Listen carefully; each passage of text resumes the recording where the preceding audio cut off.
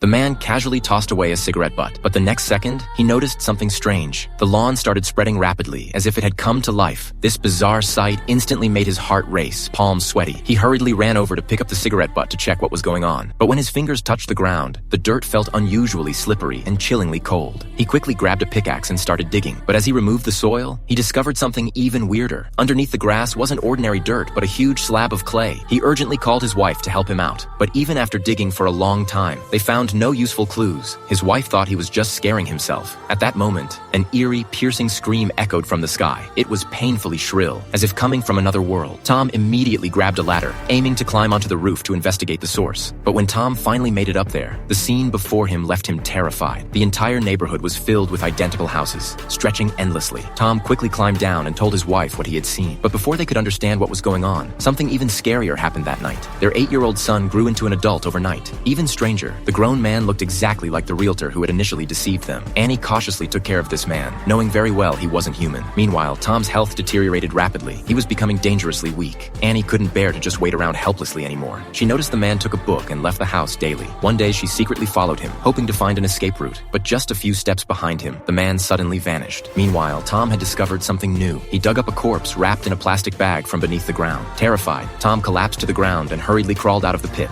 But his body was too weak. He fainted before he could inform Annie. Annie quickly tried to bring Tom back into the house to rest. However, the man had locked them out. No matter how Annie shouted, he refused to open the door. They had no choice but to spend the night cramped in the car. The next morning, Tom's breathing grew weaker and weaker. Annie knocked on the door again, begging for help. This time, the man finally stepped out. Annie pleaded with him desperately to save Tom, but the man just gave a cold glance, muttered something unintelligible, and walked away. Tom eventually took his last breath in Annie's arms. Later that evening, the man returned carrying a box. Annie opened it and saw it was a body bag. Annie completely broke down. The man placed Tom into the bag and tossed him into the hole previously dug. Early the next morning, Annie seized a pickaxe and smashed it into the man's back while he wasn't looking. But unexpectedly, the man rapidly dug into the ground like a dog, vanishing in an instant.